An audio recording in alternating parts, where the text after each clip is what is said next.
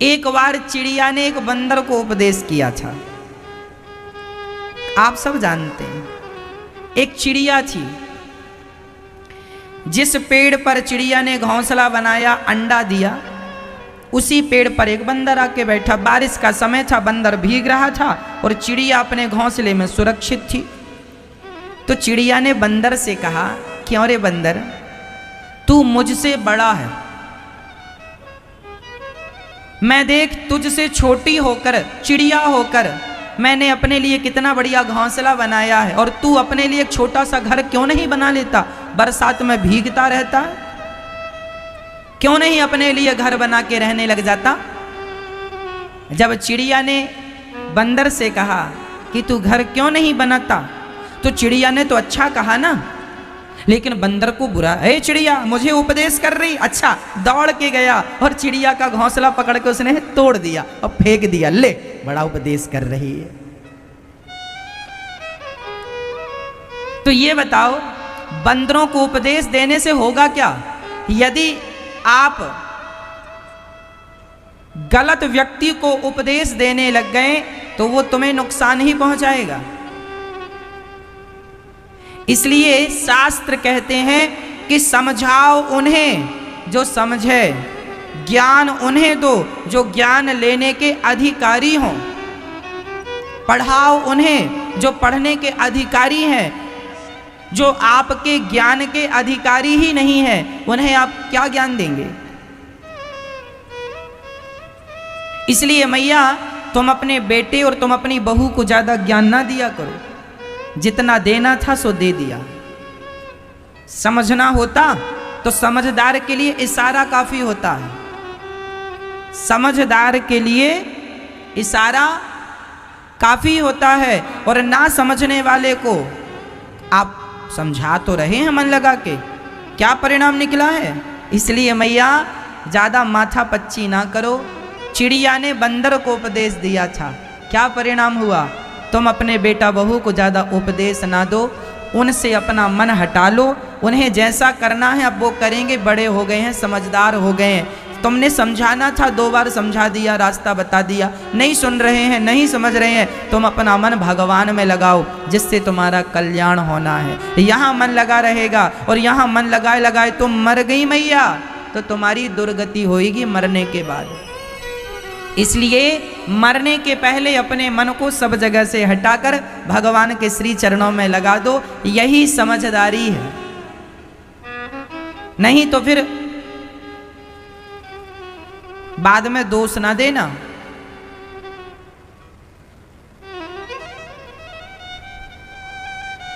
तो चिड़िया और बंदर वाली कहानी याद रखना।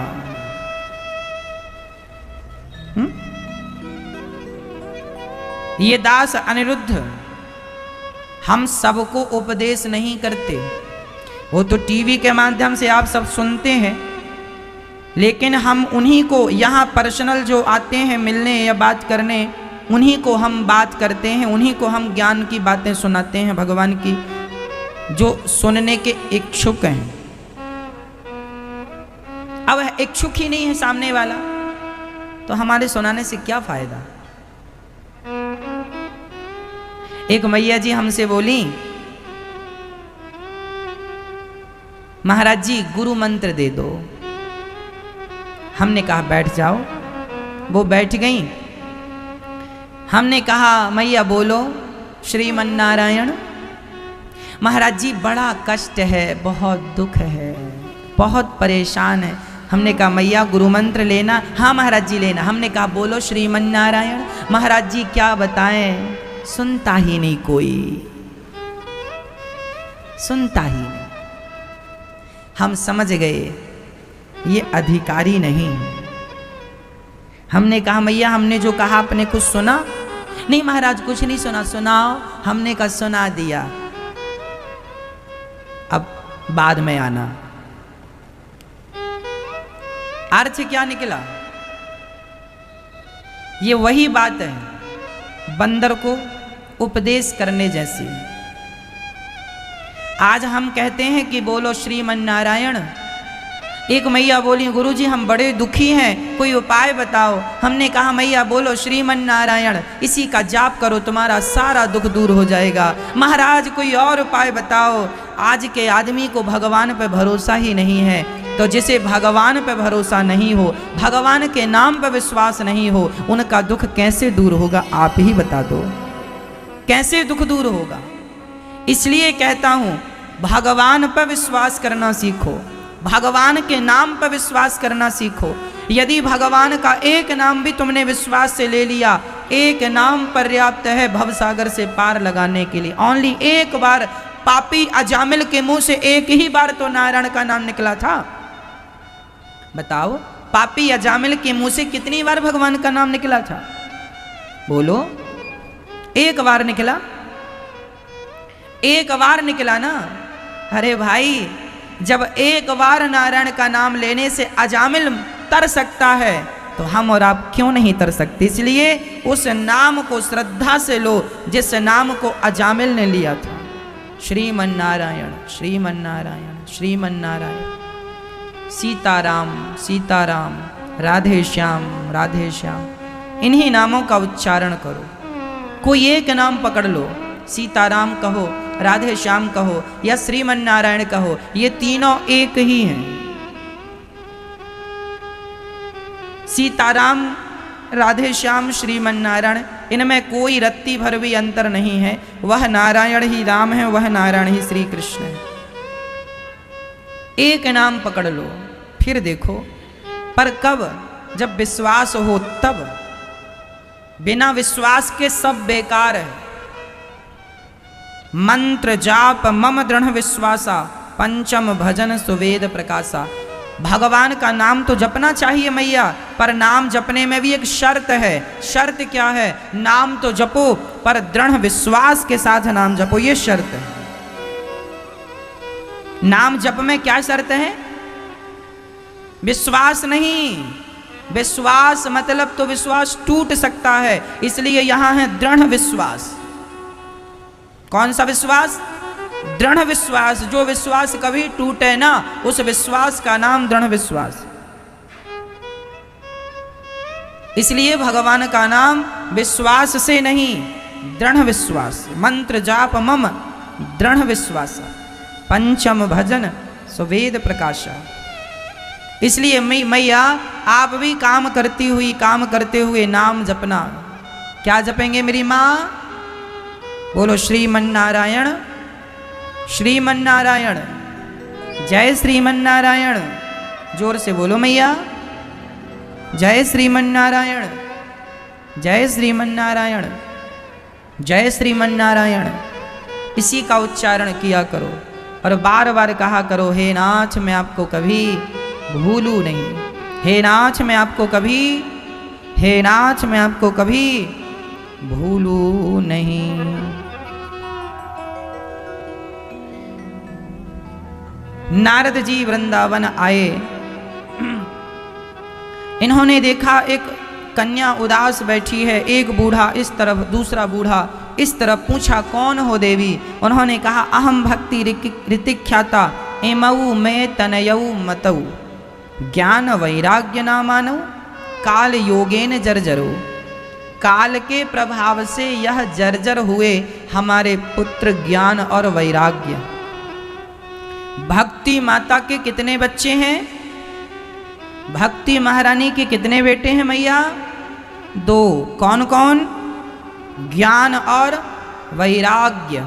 ज्ञान और वैराग्य ये 2 बेटे भक्ति महारानी के हैं। आपके अंदर भक्ति आएगी तो ज्ञान और वैराग्य अपने आप आएगा। भक्ति आएगी तो ज्ञान आएगा, वैराग्य भी। अब क्योंकि माँ है तो बच्चे भी होंगे। माँ को बुलाया जाए, फिर देखो माँ आए तो भक्ति और ज्ञान तो आएंगे दौड़े दौड़े। इसलिए बड़े भाव, बड़े प्रेम से, बड़ी श्रद्धा से हमें भक्ति को आलिंगन करना है, भक्ति को स्पर्श करना है, भक्ति को धारण करना है। कहाँ? अपने हृदय में। जब भक्ति को धारण कर लोगे तो ज्ञान वैराग्य स्वतः प्रकट हो जाएंगे। इसलिए पहली प्राथमिकता है भक्ति। भक्ति कीजिए, भक्ति कीजिए। नारद जी ने देखा आपकी ये दुर्दशा कैसे, परेशान क्यों, रो क्यों रही है। भक्ति ने कहा महाराज जब से कलयुग आया तब से मेरी दुर्गति हो गई। क्या गति हो गई?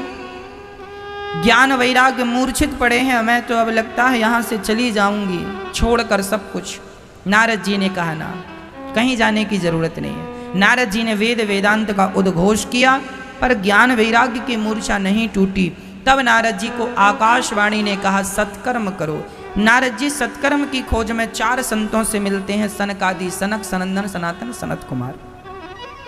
चारों संतों से पूछा गया सत्कर्म क्या है। संतों ने कहा भागवत ही सबसे बड़ा सत्कर्म है।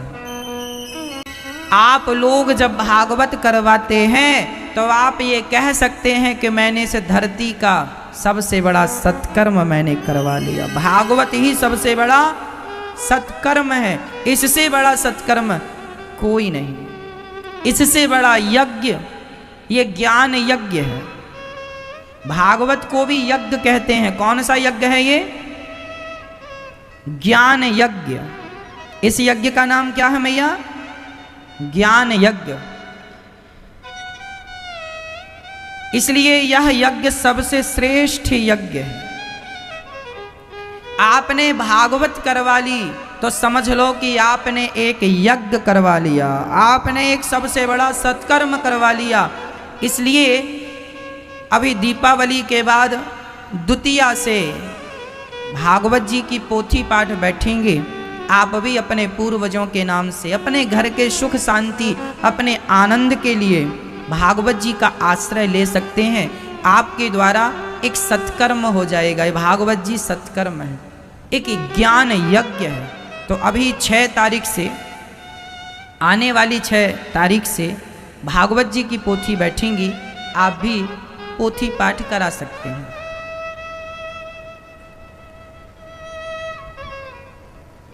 ये ज्ञान यज्ञ। सनकादियों ने कहा अच्छा नारद जी जब परेशान हुए तो सनकादियों ने उन्हें भागवत जी के बारे में ही बताया, भागवत करवाओ। नारद जी ने कहा मैंने गीता सुनाई, वेद पुराण सुनाए, दुख दूर नहीं हुआ तो भागवत से होगा। सनकादियों ने कहा जो दुख कोई दूर नहीं कर सकता वो दुख भागवत जी दूर कर देते हैं। ये भागवत जी की कृपा है, ये प्रत्यक्ष भगवान है। जब भगवान इस धरती से गए तो भगवान से पूछा गया कि प्रभु अब आप कहाँ मिलेंगे, कहाँ विराजेंगे, कहाँ रहेंगे। तब भगवान ने कहा मैं भागवत में समा रहा हूँ, जब जब मिलूंगा इस कलयुग में तो भागवत में ही प्राप्त होऊंगा। प्रत्यक्षः कृष्ण एव ही। 18 पुराणों में भागवत महापुराण स्वयं भगवान का वांग्मय स्वरूप है। 18 पुराणों में भगवान किस पुराण में विराजते हैं? भागवत महापुराण में विराजते हैं। इसलिए भागवत श्रवण करने से 18 पुराण और वेदों को श्रवण करने का फल मिल जाता है। सर्व वेदेतिहासानाम सारम सारम समुद्रतम।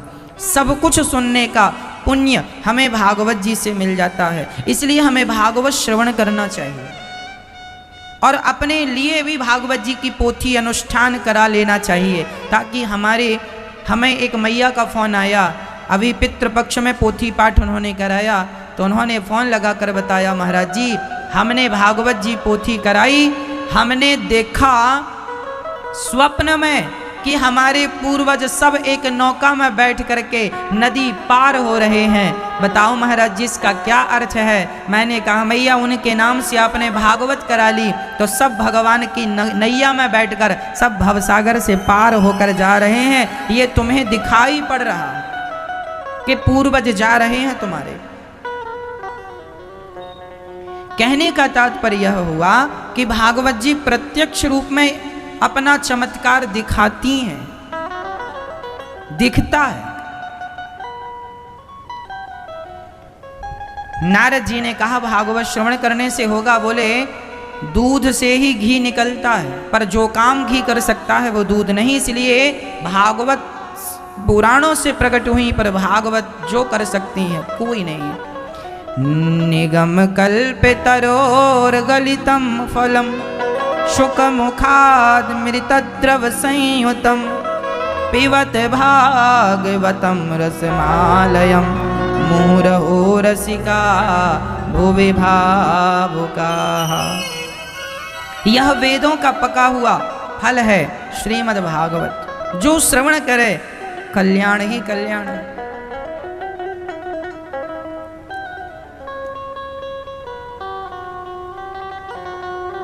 श्री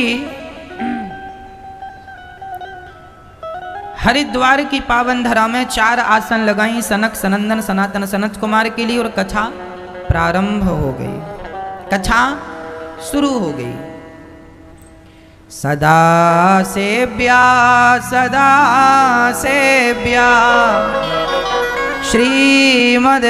श्रीमद्भागवती कथा। कथा कितनी बार सुने मैया जी? राम राम रटते रहो जब तक घट में प्राण, कभी तो दीन दयाल के भनक पड़ेगी कान। भगवान की कथा एक बार नहीं, 2 बार नहीं, बारंबार बारंबार सुनते रहो, सुनते रहो। जब कथा सुनेंगे, कथा की महिमा सनकादियों ने गाई, भक्ति महारानी प्रकट हो गई और चाचा छैया करके नाचने लगी, है ना? नाचने लगी भक्ति महारानी। महाराज बैठने की जगह दो। संतों ने कहा ये भक्त बैठे हैं, इनके हृदय में जाकर बैठ जाओ। भक्ति महारानी ने कहा कितना भी बड़ा पापी हो भागवत से तर ही जाएगा। कोई तरह? हाँ।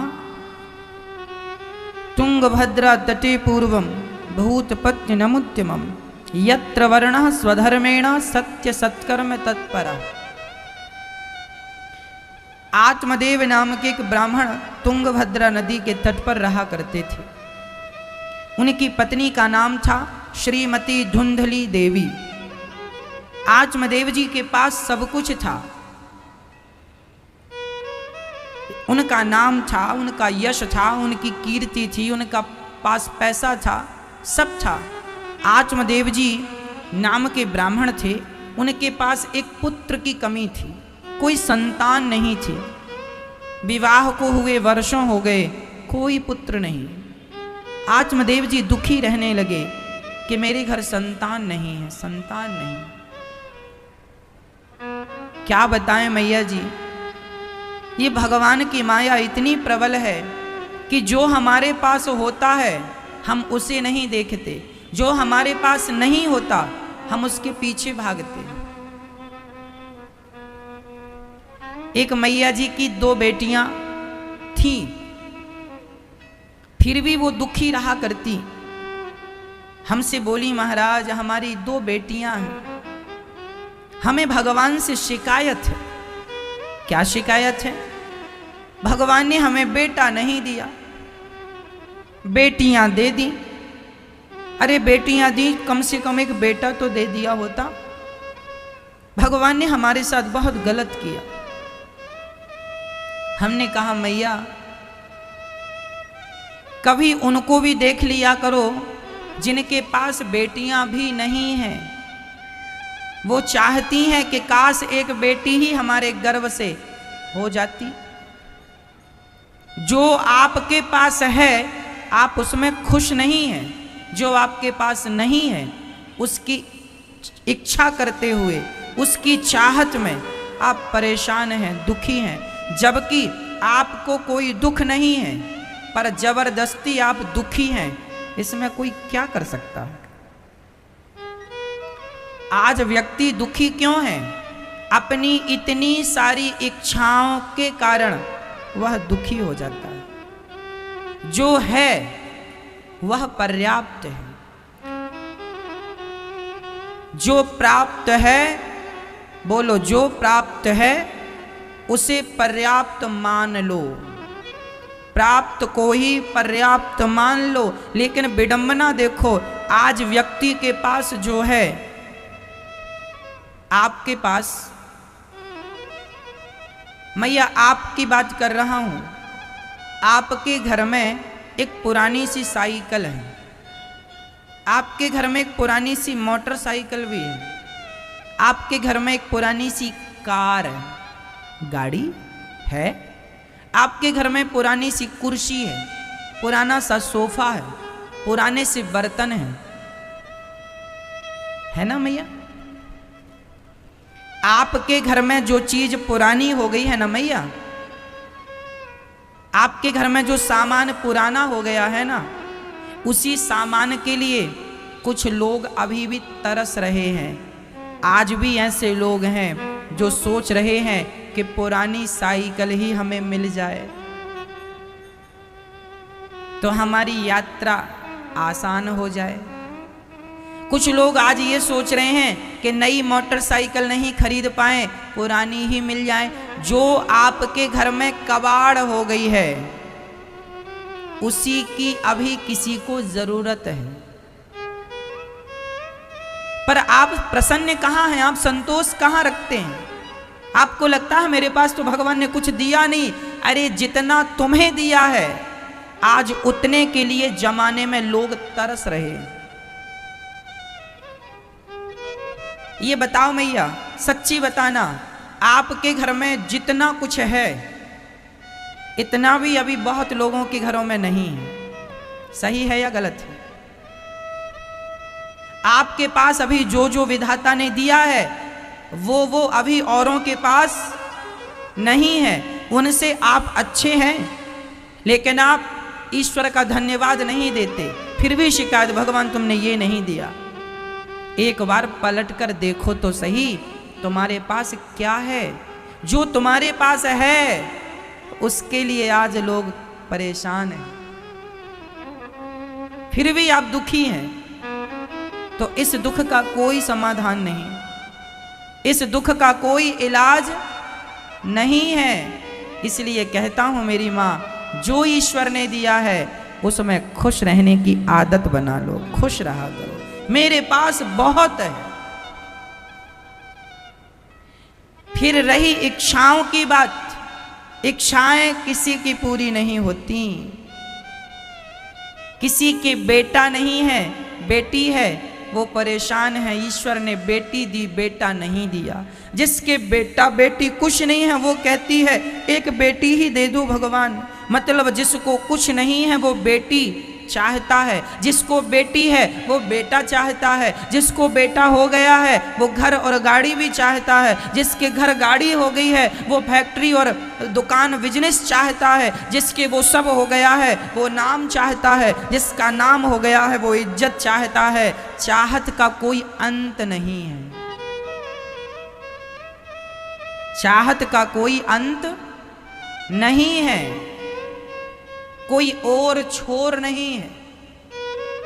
इसलिए विधाता ने हमें जितना दिया है बहुत मानकर खुश रहो, प्रसन्न रहो, ईश्वर का थैंक यू कहो। हमें जो दिया है औरों के पास वो भी नहीं। हम जैसी दाल रोटी खाते हैं अभी वैसी दाल रोटी बहुत लोग नहीं खा पा रहे। हम रोटी में घी चुपड़ कर खा लेते हैं, अभी भी भारत में ऐसे लोग हैं जिनके पास घी की भी व्यवस्था नहीं कि रोटी में वो घी चुपड़ करके खाएं। खुश रहो मैया। बेटा नहीं है, बेटी नहीं है, आपको लगता है महाराज भगवान हमें एक बेटा बेटी कुछ तो देते, कुछ भी नहीं है। कोई बात नहीं, नहीं है तो भगवान को ही अपना बेटा मान के रहो ना। कृष्ण ही माता यशोदा के कौन सा बेटा था, नाम बताओ। माता यशोदा ने भी तो किसी बेटे को जन्म नहीं दिया ना। कृष्ण उनके जन्म दिए बेटे थोड़ी हैं, वो तो देवकी वसुदेव जी के बेटे हैं, पर कृष्ण को बेटा माना कि नहीं। फिर यदि माँ यशोदा कृष्ण को अपना बेटा मान सकती है तो तुम यशोदा बनकर कृष्ण को अपना बेटा क्यों नहीं मान सकती हो? मान लो, मानने में कोई खर्चा नहीं है, कोई पैसा नहीं लगना। भगवान को अपना मानने में क्या बुराई है? और बेटा बेटों को क्या करोगी पाकर? दे दें भगवान अच्छा है, ना दें तो रोने की जरूरत नहीं है। मीराबाई के भी कोई बेटा नहीं था तो नाम बता दो। कोई बेटा नहीं था, लेकिन बिना बेटे के भी वो मीराबाई आज सबके दिलों में जिंदा है कि नहीं? वो जो ज्ञान देकर गई है वो बेटे वाली स्त्रियां भी तो नहीं, माएँ भी तो नहीं दे सकती। जो बिना बेटे वाली वो मीरा देकर चली गई। फर्क नहीं पड़ता मैया कि तुम्हारे बेटे कितने हैं, फर्क पड़ता है इस बात से तुम्हारा प्रभु से प्यार कितना है, भगवान से प्यार कितना है, ईश्वर से प्यार है तो आपका सब कुछ सफल है। कौन पूछता है तुमसे कि तुम्हारे कितने बेटे हैं? जरा बुढ़ापा आने दो। जिनके बेटे हैं उनके बेटे ही कौन गिलास भर पानी दे रहे हैं अपनी मां को? क्या करोगी तुम बेटों का? 2 रोटी की भी आज उम्मीद नहीं है बेटों से।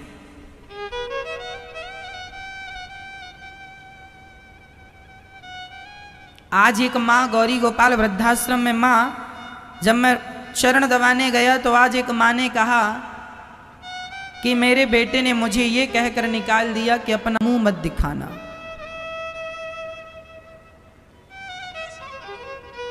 एक बेटा अपनी माँ को ये कहकर निकाल देता है मुंह मत दिखाना। जो मुंह नहीं देखना चाहता वो गिलास भर पानी क्या देगा? जिन बेटों के लिए माँ रोती रही मेरा बेटा मेरा बेटा, क्या मिला तुम्हें उन बेटों से? और तुम 2 नहीं 10 पैदा कर लो, क्या अमर हो जाओगी बेटा पैदा करके? हाँ, क्या मिल जाएगा? ये संसार की जो इच्छाएं हैं, इन इच्छाओं का कोई अंत नहीं है मेरी माँ। यही माया है। कोई बेटे में उलझा पड़ा है, कोई पैसों में उलझा पड़ा है, कोई एटीट्यूड अहंकार में उलझा पड़ा है। ये सच्ची बताएं यही माया है, भगवान की माया यही है। आप माया में ही उलझे पड़े हैं। बेटा बेटी धन दौलत मेरा मेरी यही तो माया है। इस माया के चक्कर में ना उलझ जाना। माया का पर्दा पड़ा है सब पर। इसलिए कहता हूँ जरा पर्दे को झांक कर, पर्दे से झांक कर देखना, तुम्हें गोविंद का दर्शन होगा, भगवान का दर्शन होगा। माया में ना उलझे रहो। बेटा बेटी से भी आगे सोचो, भगवान का दर्शन होगा। क्या फायदा इसमें उलझे रहने से? भगवान तुम्हें बेटा दें, अच्छी बात है, स्वीकार करो। नहीं दे रहे हैं तो रोने की जरूरत नहीं है। ईश्वर की मर्जी के बिना पत्ता नहीं हिलता। उनकी मर्जी है तो दिया, नहीं है नहीं दिया। जो नहीं दिया कोई बात नहीं, खुश रहो, उस हाल में भी खुश रहो। बहुत लोग हैं जिनके बच्चे नहीं, उनमें मीराबाई भी एक है, उनमें यशोदा मैया भी एक है। फिर स्वामी विवेकानंद जी भी उनमें एक हैं जिनके कोई बच्चा नहीं हुआ, संतान नहीं। तुलसीदास जी भी एक हैं। तुलसीदास जी के कोई बेटा हुआ? सूरदास जी भी एक हैं, क्या उनके बेटा हुआ? इन महान पुरुषों के कोई संतान नहीं हुई, लेकिन बिना संतान के इन लोगों ने अपने आप को अमर कर लिया है। भगवान से जो जुड़ जाएगा वो अमर हो जाएगा। और संसार से ही तुम आशा रखो, इच्छा रखो, कुछ नहीं मिलने वाला।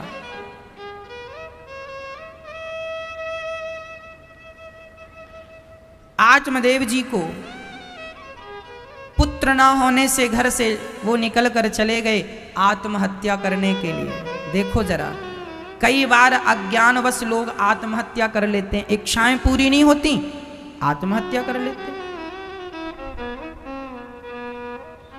आजकल का आदमी इच्छाएं पूरी करता है। एक सज्जन ने बैंक से कर्जा ले लिया 15 लाख रुपए, चुका ना पाया, बैंक वाले मांगने लगे, उसने आत्महत्या कर ली। तो क्या ये समाधान है कि तुम आत्महत्या कर लो? क्या ये समाधान है? इसलिए हम आपसे कहा करते हैं, अपनी इच्छाओं को कम कर लो। यदि सुखी होना चाहते हो तो अपनी इच्छाओं को कम कम। जिनकी, अब आप उत्तर देना, मेरा सवाल आपसे है, बताओ, जिनकी इच्छाएं बहुत ज्यादा हैं वो लोग सुखी हैं, या जिनकी इच्छाएं खत्म हो चुकी हैं वो लोग सुखी हैं?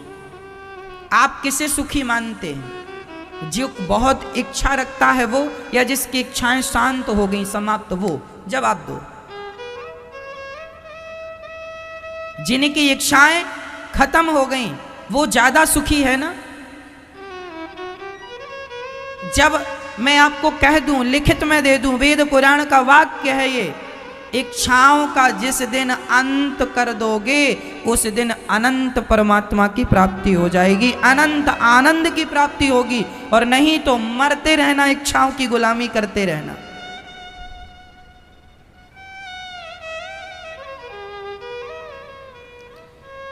आत्मदेव जी जंगल गए, एक संत जी ने उनसे कहा, क्या चाहते हो? आत्मदेव जी ने कहा, धिक जीवितम प्रजाहीनम धिक ग्रहम च प्रजाविना।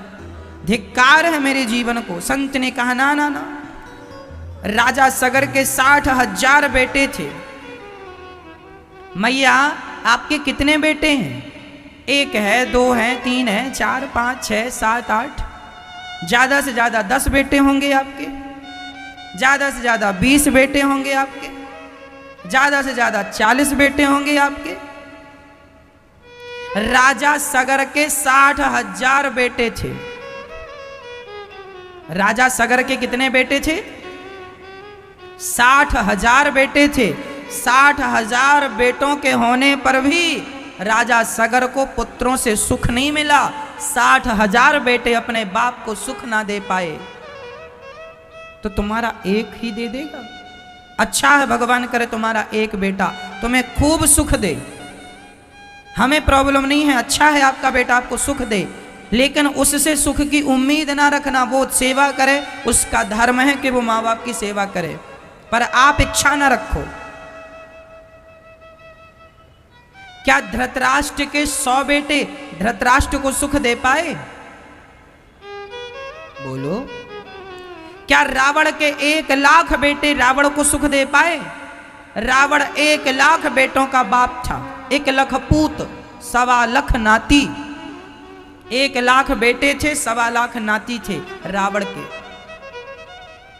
1,00,000 बेटों से भी क्या रावण सुख पाया? चलो इनकी छोड़ दो, जिनके बेटे स्वयं भगवान राम थे, क्या इनके पिता श्री दशरथ जी को पुत्र से सुख मिला? आखिरी समय तड़पते तड़पते मरे कि नहीं, राम के वियोग में? हाँ या ना? फिर बेटा यदि भगवान भी होगा तुम्हारा, तो बेटे से सुख किसे मिला है? श्रवण के माँ बाप को क्या बेटे से सुख मिला? श्रवण अपने माँ बाप को कंधे पर बिठा के चारों धाम कराता था, लेकिन आखिरी वक्त में जब श्रवण मारा गया तो श्रवण के लिए तड़प तड़प कर माँ बाप मर गए कि नहीं? बोलो। बेटों से श्रवण के माँ बाप ने भी सुख नहीं पाया, वो भी बेचारे तड़प तड़प कर मर गए। पुत्र से स्वयं दशरथ जी ने भी सुख नहीं पाया, तो पुत्र से तुम और हम सुख जो देख रहे हैं, ढूंढ रहे हैं, आप लोग अपने बेटों से जो सुख की कामना करती हो ना मैया, यह इच्छा ही तुम्हारी सबसे बड़ी गलती है। क्यों करती हो? ना करो ना, भगवान से सुख की इच्छा रखो। जो इच्छाएं हैं भगवान से रखो। बेटा बेटी कोई सुख नहीं देता, तुम्हारे जीवन के पाप तुम्हें अकेले भोगने पड़ेंगे।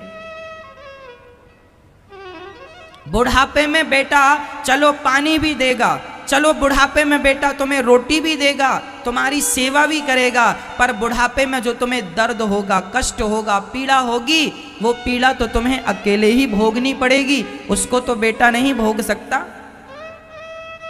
तुम्हारी कमर में दर्द है, घुटनों में दर्द है, बुढ़ापे में जब आदमी परेशान होता है दर्द से, तो वो अकेले आपको ही भोगना पड़ेगा, हमें ही भोगना पड़ेगा। बच्चे पानी दे सकते हैं, रोटी दे सकते हैं, दवाई दे सकते हैं, दुख नहीं बांट सकते ना मैया। कि बांट लेंगे, तुम्हारा दुख भोग लेंगे बच्चे। इसलिए भगवान से नाता जोड़ लो। भगवान ही हमारे हैं, सुनेंगे तो वही सुनेंगे। बेटा तुम्हारे बगल में सो रहा होगा और मौत का समय निकट आएगा तो बेटे को पुकारने के लिए भी तुम्हारे पास समय नहीं होगा, पड़े पड़े मर जाओगे, भले बेटा बगल में सो रहा हो। क्या आदमी बगल में सोता हुआ मर जाता बगल वाले को पता चलता है आजकल? फिर इसलिए तुम्हारे मरते समय सब सोते रहेंगे मैया। यदि कोई जाग रहा होगा तो केवल भगवान जाग रहे होंगे। इसलिए उन्हें पुकारो जो जाग रहे हैं। इन्हें क्या पुकारते हो जो सो रहे हैं? इसलिए नाता एक राम जी से, दूजा नाता तोड़ दे। आशा एक राम जी की, दूजी आशा छोड़ दे। उस परमात्मा को याद कर लो। इसी में हम सबकी समझदारी है, सबकी भलाई है ना मैया जी? प्रिय भक्तों, अब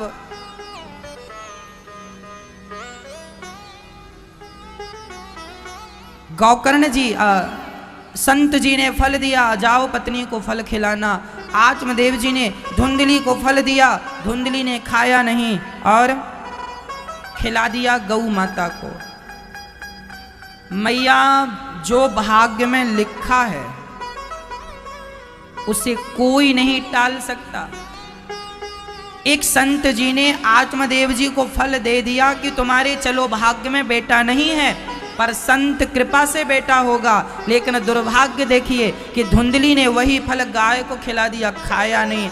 जो भाग्य में नहीं है उसके लिए तुम कितना भी प्रयास कर लो वो नहीं मिलेगा, और जो भाग्य में होगा वह भाग कर आ जाएगा। भाग्य में है तो भाग कर आएगा, और भाग्य में नहीं है तो आया हुआ भी भाग जाएगा। लिखा किस्मत का मिटता नहीं मिटाने से। लिखा किस्मत का मिटता नहीं मिटाने से। समय को काट लो भैया किसी बहाने से। समय को काट लो, जो लिखा है वो मिलके रहेगा।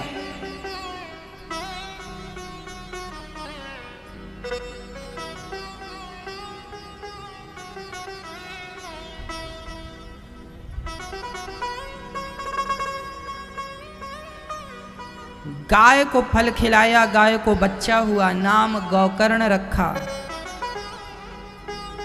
धुंधली की एक बच्चा धुंधली की बहन को हुआ, बहन से वो बच्चा ले लिया, उस बच्चे का नाम धुंधकारी रखा। बहन का बेटा पैसों से खरीद लिया ना धुंधली ने, उस बेटे को धुंधकारी नाम से पुकारा। धुंधकारी जब बड़ा हुआ अपनी माता को, अपने पिता को मारता है लाठियों से। आत्मदेव जी सिंगल थे ना, अच्छे थे, बुढ़ापे में भजन करते कल्याण, लेकिन उन्हें बेटा चाहिए था। बेटा मिला है, लाठियां मारता है। ईश्वर की मर्जी के खिलाफ जाओगे डंडे तो पड़ेंगे। इसलिए जो है मर्जी भगवान की उसमें रहो। रोने लगे आत्मदेव जी, तब गौकर्ण जी आए और गौकर्ण जी समझाए। देहेष्ठिमान् से रुधिरे विमतिं त्यजत्वं जाया सुतादिषु सदा ममतां विमुञ्च। पश्यानिशं जगदिदं क्षणभङ्गनिष्ठं वैराग्यरागरसिको भवभक्तिनिष्ठः।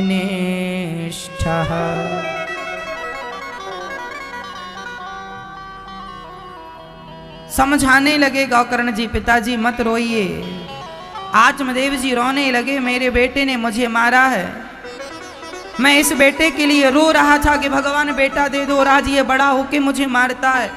सच्ची बताऊं मैया, दुश्मन तलवार से मारे तो दर्द नहीं होता, पर कोई अपना प्रेमी पुष्प फेंक कर भी मार देना तो बड़ा कष्ट होता। जिसे पाल पोस कर बड़ा किया वही मारने लग जाए तो फिर बड़ा कष्ट होता है। अपनों का दिया हुआ दर्द गैरों के दर्द से ज्यादा दर्दनाक होता है। एक बार लोहा और सोना आपस में मिले। लोहार के घर लोहा पिटता है, सोनार के घर सोना पिटता है, पिटाई दोनों की होती है। एक दिन सोने ने लोहे से कहा, यार पिटता तू भी है, पिटता मैं भी हूं, पर तू चिल्लाता बहुत, तू बहुत शोर करता है। लोहा आवाज ज्यादा करता, और सोनी जी कब पीट लेते हैं सोने को पता नहीं चलता। तब लोहे ने कहा, भैया सोना, मैं चिल्लाता इसलिए हूं कि मुझे पीटने वाला और तुम्हें पीटने वाला जरा उसे समझना होगा। क्या? तुम सोना हो और सोने को पीटने वाला होता है लोहा। लोहे की हथौड़ी से सोना पिटता है। सोने को पीटने वाली हथौड़ी लोहे की होती है। सोने को दर्द इसलिए नहीं होता क्योंकि उसे दूसरा पीट रहा है, पर लोहा बोलता है मैं इसलिए चीखता हूं कि लोहे को लोहा ही पीटता है। अपनों की चोट खाकर कौन नहीं चीखता, मैं भी चीखता हूं। अपनों ने लूटा है मुझे, गैरों में कहाँ दम था, मेरी कश्ती तो वहां डूबी जहां पानी कम था। अपनों ने लूटा है हमें, अपनों ने मारा है, गैरों में कहाँ दम था। राम जी को वनवास गैरों ने थोड़ी भेजा है, अपनों ने तो भेजा है।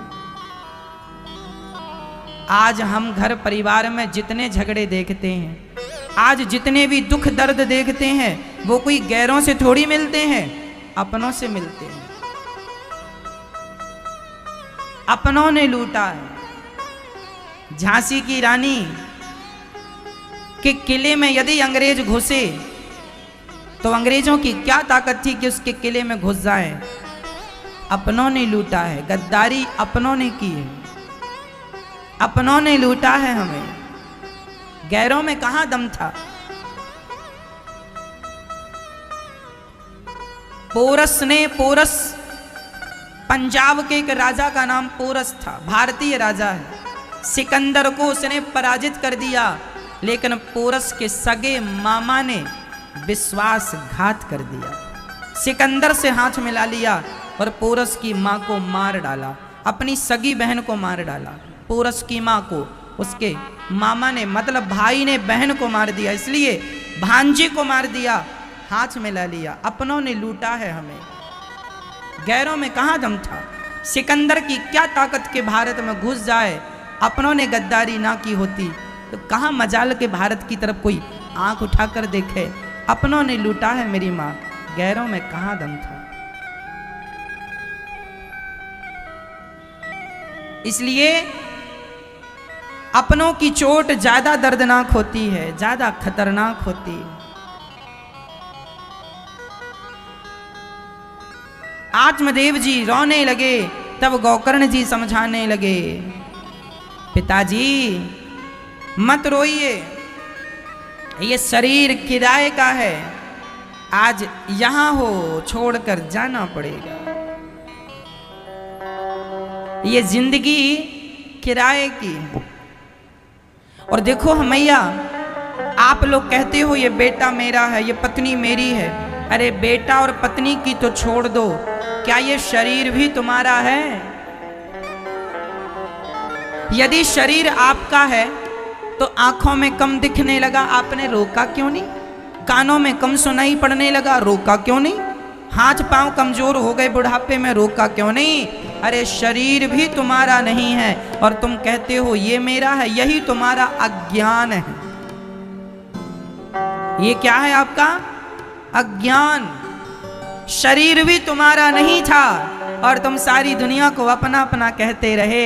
इसलिए ना संसार को अपना कहो, ना शरीर को अपना कहो, केवल भगवान को अपना कहो। वो आपके हैं, बाकी ये कुछ आपका नहीं है। उन्हें अपना मान लो, बना लो तो बन जाएंगे वो, नहीं बनाओगे तो वो भी तुम्हारे नहीं बनेंगे।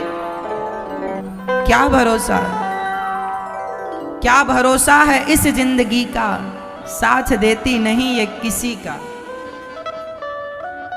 श्वास रुक जाए चलते चलते, शम्मा बुझ जाए जलते जलते, दम निकल जाए आदमी का, क्या भरोसा है इस जिंदगी का। इसलिए भगवान से नाता जोड़ने में विश्वास रखा करो। संसार से रिश्ते नाते जोड़ के क्या पालोगे? क्या पा लिया तुम्हारे बाप दादों ने और तुम क्या पालोगे? है ना? इसलिए हम कहा करते हैं कि सेवा किया करो। भगवान को खुश करना है, अपना जीवन सफल बनाना है तो सेवा करो। सेवा कैसे करें? सामने वाले व्यक्ति को भगवान मानकर उनकी सेवा करने लग जाओ। ये भगवान है,